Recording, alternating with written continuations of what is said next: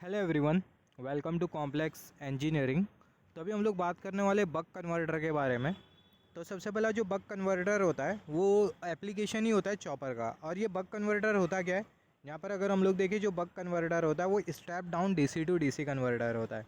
Buck converter is step down DC to DC converter. मतलब ये क्या करेगा, जो डीसी इनपुट होगा उसे डीसी आउटपुट में कन्वर्ट करेगा। मतलब जो इनपुट है वो भी डीसी रहेगा, आउटपुट भी डीसी रहेगा, मगर जो आउटपुट है उसका जो मैग्नीट्यूड होगा वो कम होगा in comparison with the input. जिसके वजह से यहाँ पर ये जो बक कन्वर्टर होता है इसको हम लोग बेसिकली बोलते हैं step down DC to DC converter. Buck converter में जो आउटपुट वोल्टेज होगा वो सप्लाई वोल्टेज के कंपैरिजन में कम होगा, या फिर आप बोल सकते हो आउटपुट वोल्टेज सप्लाई वोल्टेज के कंपैरिजन में कम होगा, और जो आउटपुट वोल्टेज है, आउटपुट करंट है, वो ग्रेटर होगा इनपुट करंट के कंपैरिजन में। मतलब बक कन्वर्टर के केस में जो बक कन्वर्टर होता है सबसे पहला step down DC to DC converter होता है। स्टेप डाउन होता है, इसका मतलब जो आउटपुट वोल्टेज होता है वो कम होता है सप्लाई वोल्टेज के कंपैरिजन में, मगर जो आउटपुट करंट होता है वो ग्रेटर होता है in comparison with the input current. तो ये सारे पॉइंट के बारे में हम लोग बाद में बात करेंगे। सबसे पहला जो बक कन्वर्टर है उसकी जो बेसिक सर्किट है उसके बारे में हम लोग बात कर लेते हैं। तो जो बक कन्वर्टर है उसकी जो बेसिक सर्किट है वो आपको कुछ इस तरीके से मिलेगी। यहाँ पर ये लगा होता है स्विच, यहाँ पर लगा होता है फ्री व्हीलिंग डायोड, यहाँ पर ये इंडक्टर लगा होता है, कैपेसिटर लगा होता है, और यहाँ पर ये लगा होता है लोड। हमें पता है जो इंडक्टर है वो क्या करता है, जो इंडक्टर है वो एनर्जी को स्टोर करने का काम करता है जब इंडक्टर के थ्रू करंट फ्लो होता है। और एट द सेम टाइम जो इंडक्टर है वो चेंज इन करंट को अपोज भी करता है। तो जब भी सर्किटरी में आपको इंडक्टर लगा हुआ दिखाई देगा तो इंडक्टर करेगा क्या, सबसे पहला इंडक्टर चेंज इन करंट को अपोज करेगा। हमें पता है इंडक्टर के बारे में, बेसिक कॉन्सेप्ट है इलेक्ट्रिकल इंजीनियरिंग का, इंडक्टर जो होता है। और हमने पूरे कोर्स में ये डिस्कस करते हुए आया जो इंडक्टर होता है वो करता क्या है। जो इंडक्टर होता है वो चेंज इन करंट को अपोज करता है, और दूसरा जो इंडक्टर है वो एनर्जी को स्टोर करने का भी काम करता है in the form of magnetic field. और तीसरा जो इंडक्टर है वो एनर्जी को रिलीज़ भी करता है। ऑब्वियसली इंडक्टर एनर्जी को स्टोर कर रहा है तो ये एनर्जी को रिलीज़ भी करेगा। तो जो इंडक्टर है एनर्जी को रिलीज़ करता है, तो ऐसे केस में होता क्या है, करंट फ्लो होता है, और वो जो करंट होता है उसका जो मैग्नीट्यूड होता है वो कैसा होता है, डिक्रीजिंग नेचर का होता है। मतलब जब इंडक्टर एनर्जी रिलीज़ करता है, जब इंडक्टर के थ्रू करंट फ्लो होता है तो जो इंडक्टर है वो एनर्जी को स्टोर करता है। फिर उसके बाद जब इंडक्टर एनर्जी को रिलीज़ करेगा, एक पर्टिकुलर लिमिट तक के जो इंडक्टर है वो एनर्जी को स्टोर करेगा। फिर एक पर्टिकुलर लिमिट के बाद जो इंडक्टर है वो एनर्जी को रिलीज़ कर देगा। तो जब इंडक्टर एनर्जी को रिलीज़ करेगा तो करंट फ्लो होगा, और वो जो करंट है वो कैसा रहेगा, डिक्रीजिंग नेचर का रहेगा। और जब इंडक्टर एनर्जी को रिलीज़ करता है तो जो इंडक्टर के अक्रॉस जो पोलैरिटी होती है वो चेंज हो जाती है। और जब इंडक्टर एनर्जी को स्टोर करता है तो इंडक्टर के अक्रॉस एक पर्टिकुलर पोलैरिटी बनती है। और जब इंडक्टर एनर्जी को रिलीज़ करता है तो जो पोलैरिटी है वो चेंज हो जाती है। तो यहाँ पर ये इंडक्टर लगा हुआ है और यहाँ पर ये फ्री व्हीलिंग डायोड लगा हुआ है। हमें पता है फ्री व्हीलिंग डायोड कब कंडक्ट करता है, जब इंडक्टर एनर्जी रिलीज़ करता है और वो डिक्रीजिंग नेचर वाला करंट फ्लो होता है तो जो फ्री व्हीलिंग डायोड है वो कंडक्ट करता है। यहाँ पर लगा होता है स्विच, यहाँ पर लगा होता है कैपेसिटर, और यहाँ पर कुछ इस तरीके से लगा होता है लोड।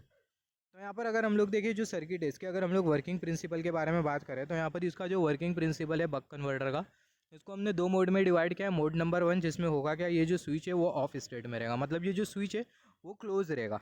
जब ये स्विच क्लोज होगा तो जो सर्किट होगी वो हमें कुछ इस तरीके से मिलेगी। तो जो करंट है वो कैसा फ्लो होगा, जो करंट है वो यहाँ से कुछ इस तरीके से फ्लो होगा। जो करंट है वो इंडक्टर के थ्रू फ्लो होगा, और यहाँ पर ये इंडक्टर के यहाँ पर पॉजिटिव पोटेंशियल बनेगा, और ये पर्टिकुलर पॉइंट पर नेगेटिव पोटेंशियल बनेगा। तो जो करंट है वो इंडक्टर के थ्रू फ्लो हो रहा है, तो जो इंडक्टर है वो क्या करेगा, चेंज इन करंट को अपोज भी करेगा, और एट द सेम टाइम जो इंडक्टर है वो एनर्जी को स्टोर करने का काम भी करेगा। अभी यहाँ पर अगर हम लोग देखें जो इंडक्टर के अक्रॉस जो पोलैरिटी जो बन रही है वो रिवर्स हो जाएंगी जब इंडक्टर एनर्जी को रिलीज़ करेगा। सिमिलरली जो करंट है कैपेसिटर के थ्रू भी फ्लो करेगा और लोड के थ्रू भी फ्लो करेगा, एंड सो ऑन। ये जो फ्री व्हीलिंग डायोड है इसके थ्रू कोई करंट फ्लो नहीं करेगा, क्योंकि जो फ्री व्हीलिंग डायोड है वो रिवर्स बायस में लगा हुआ है। तो यहाँ पर आप देखो जो करंट है वो यहाँ से कुछ इस तरीके से फ्लो करेगा, इंडक्टर के थ्रू फ्लो करेगा, कैपेसिटर के थ्रू फ्लो करेगा। करंट ये जंक्शन पर आने के बाद दो पार्ट में स्प्लिट हो जाएगा। एक जो करंट है वो कैपेसिटर के थ्रू फ्लो करेगा, और दूसरा जो करंट है वो लोड के थ्रू फ्लो करेगा। करंट यहाँ से फ्लो करेगा, सप्लाई से फ्लो करेगा, एंड सो ऑन। तो यहाँ पर आप देखो इसका अगर हम लोग वेव फॉर्म कंसिडर करें तो वेव फॉर्म आपको कुछ इस तरीके से मिलेगी। यहाँ पर आप देखो जो करंट है वो लोड के थ्रू भी फ्लो कर रहा है, तो ऑब्वियसली आपको आउटपुट वोल्टेज भी मिलेगा। तो यहाँ पर ये जो वेव फॉर्म है ये हमने कंसिडर किया आउटपुट वोल्टेज के लिए, और ये जो वेव फॉर्म है इसको हमने कंसिडर किया लोड करंट के लिए। ये वाला जो वेव फॉर्म है वो किसके लिए हमने कंसिडर किया, फ्री व्हीलिंग डायोड करंट के लिए कंसिडर किया है। और ये वाला जो वेव फॉर्म है वो इनपुट करंट के लिए, और ये वाला जो वेव फॉर्म है वो कैपेसिटर करंट के लिए। तो यहाँ पर अगर हम लोग देखें जो करंट है वो लोड के थ्रू भी फ्लो कर रहा है, तो हमें क्या मिलेगा, हमें आउटपुट वोल्टेज भी मिलेगा। तो यहाँ पर आप देखो जो आउटपुट वोल्टेज है वो आपको यहाँ पर कुछ इस तरीके से मिल रहा है। कंसिडर कर लेते हैं पर्टिकुलर पॉइंट से पर्टिकुलर पॉइंट के बीच में जो स्विच है वो ऑन स्टेट में। तो ये पर्टिकुलर पॉइंट से पर्टिकुलर पॉइंट के बीच में करंट फ्लो होगा लोड के थ्रू, और जो लोड के थ्रू करंट फ्लो होगा और आपको क्या मिलेगा, आउटपुट वोल्टेज मिलेगा। तो यहाँ पर आप देख सकते हो आपको कुछ इस तरीके से आउटपुट वोल्टेज मिल रहा है। तो आप बोल सकते हो यहाँ जब भी आपको आउटपुट वोल्टेज मिलेगा इसका मतलब ऑन टाइम है, और जब भी आपको आउटपुट वोल्टेज नहीं मिलेगा इसका मतलब क्या है, ऑफ टाइम है। इसके बारे में हमने ऑलरेडी डिस्कस किया चॉपर के कॉन्सेप्ट में। सिमिलरली आप देखो जो करंट है वो इंडक्टर के थ्रू भी फ्लो कर रहा है, तो जो इंडक्टर है वो क्या करेगा, करंट के चेंज को अपोज करेगा। तो आप देखो जो इंडक्टर करंट है वो कुछ इस तरीके से ग्रेजुअली राइज करने लगेगा। और यहाँ पर ये फ्री व्हीलिंग डायोड के थ्रू कोई करंट फ्लो नहीं हो रहा, तो जो फ्री व्हीलिंग डायोड करंट होगा वो जीरो होगा। और सिमिलरली यहाँ पर आप देखो जो इनपुट करंट है वो आपको कुछ इस तरीके से मिलेगा।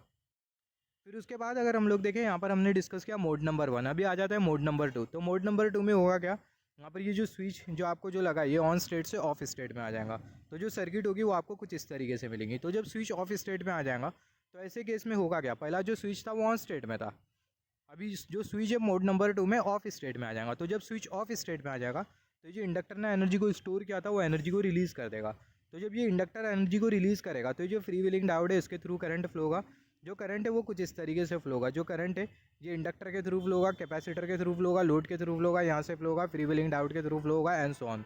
अभी ये इंडक्टर एनर्जी रिलीज़ करने की वजह से जो करंट जो फ्लो होगा, ये इंडक्टर ने एनर्जी रिलीज़ कर दिया, ऑब्वियसली करंट फ्लो होगा, और वो जो करंट होगा इंडक्टर करंट वो डिक्रीजिंग नेचर का होगा। और यहाँ पर इंडक्टर ने एनर्जी को रिलीज़ करा तो जो इंडक्टर की जो पोलैरिटी है वो चेंज हो जाएंगी। हमने डिस्कस किया था जब इंडक्टर एनर्जी को स्टोर करता है तो हमें कुछ इस तरीके से पोलैरिटी मिल रही थी।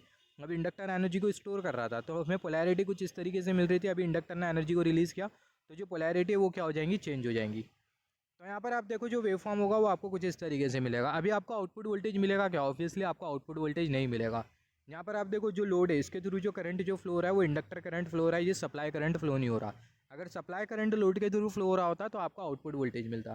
तो यहाँ पर आप देखो जो आउटपुट वोल्टेज है वो आपको कुछ इस तरीके से जीरो मिलेगा मोड नंबर 2 में। तो यहाँ से यहाँ तक कि आपको कौन सा टाइम मिल रहा है, ऑफ टाइम मिल रहा है। इसका मतलब ये पर्टिकुलर पॉइंट्स है, यहाँ पर आप देखो ये पर्टिकुलर पॉइंट से पर्टिकुलर पॉइंट के बीच में जो स्विच है वो ऑफ स्टेट में। और सिमिलरली जो इंडक्टर करंट है वो आपको कुछ इस तरीके से मिलेगा जैसे कि हमने डिस्कस किया था। जो इंडक्टर करंट है वो डिक्रीजिंग नेचर का होगा तो जो इंडक्टर करंट है उसको हमने यहाँ पर कुछ इस तरीके से कंसिडर कर लिया।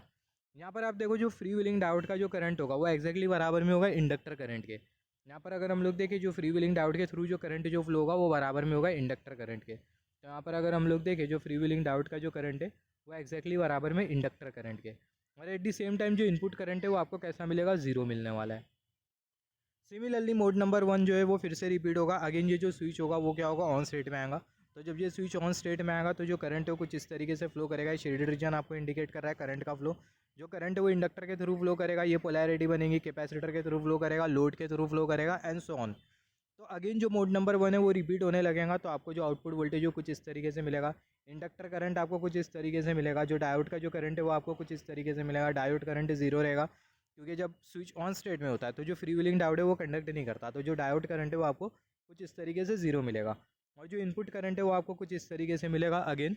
और सिमिलरली यहाँ पर आप देखो ओवरऑल प्रोसेस में जो कैपेसिटर का जो करंट होगा, कैपेसिटर का जो करंट होगा वो आपको कुछ इस तरीके से मिलेगा। जो कैपेसिटर है वो चार्ज डिस्चार्ज होगा तो जो कैपेसिटर का जो करंट है वो आपको कुछ इस तरीके से मिलेगा। यहाँ पर अभी अगर हम लोग देखें यहाँ पर ये जो बक कन्वर्टर हमने जो कंसिडर किया है इसमें जो एवरेज आउटपुट वोल्टेज है उसके लिए जो रिलेशन हमें जो मिलता है, बक कन्वर्टर में एवरेज आउटपुट वोल्टेज के लिए जो रिलेशन जो मिलता है वो मिलता है V naught is equal to alpha time V S. यहाँ पर अगर हम लोग देखें यहाँ पर ये जो वी नॉट है वो आपको क्या इंडिकेट कर रहा है, आउटपुट वोल्टेज। और यहाँ पर ये जो अल्फा है वो आपको क्या इंडिकेट कर रहा है, ड्यूटी साइकिल इंडिकेट कर रहा है। और जो वी एस है वो आपको क्या इंडिकेट कर रहा है, सप्लाई वोल्टेज इंडिकेट कर रहा है। तो यहाँ पर ये जो अल्फा है वो हमें इंडिकेट कर रहा है ड्यूटी साइकिल। और ये जो अल्फा की जो रेंज होती है वो 0 और 1 के बीच में एग्जिस्ट करती है। मतलब जो अल्फा की जो वैल्यू होती है वो 0 के कंपैरिजन में ग्रेटर दैन इक्वल टू होती है और 1 के कंपैरिजन में लेसर दैन इक्वल टू होती है। और यहाँ पर अगर हम लोग देखें अल्फा की ये वैल्यू की वजह से जो बक कन्वर्टर होता है उसको हम लोग बेसिकली बोलते हैं step down DC to DC converter. Due to this value of alpha buck converter is known for step down DC to DC converter. तो यहाँ पर जैसे कि हमने डिस्कस किया जो बक कन्वर्टर होता है वो क्या होता है, वो step down DC to DC converter होता है जिसमें जो आउटपुट वोल्टेज होता है उसकी जो वैल्यू होती है वो सप्लाई वोल्टेज के कंपैरिजन में कम होती है। हाउएवर जो आउटपुट करंट होता है उसकी जो वैल्यू होती है वो इनपुट करंट के कंपैरिजन में ज़्यादा होती है। यहाँ पर अगर हम लोग देखें जो बक कन्वर्टर होता है उसका एप्लीकेशन हमें कहाँ मिलता है, जो बक कन्वर्टर होता है बेसिकली कंप्यूटर एप्लीकेशंस में आपको ज़्यादातर बक कन्वर्टर मिलेगा। जैसे फॉर एग्जांपल मेन सप्लाई में आपको buck converter, USB, dynamic RAM, CPU, तो जितने भी जो कंप्यूटर सिस्टम्स होते हैं उसमें आपको बेसिकली मिलेगा बक कन्वर्टर। सिमिलरली आप देखो जो एफिशिएंसी होती है बक कन्वर्टर की वो समवेयर अराउंड 90% तक की होती है। Efficiency of buck converter is about 90%। तो नेक्स्ट कॉन्सेप्ट में हम लोग डिस्कस करेंगे बूस्ट कन्वर्टर के बारे में। तो जो बूस्ट कन्वर्टर होता है वो बेसिकली स्टेप अप कन्वर्टर होता है।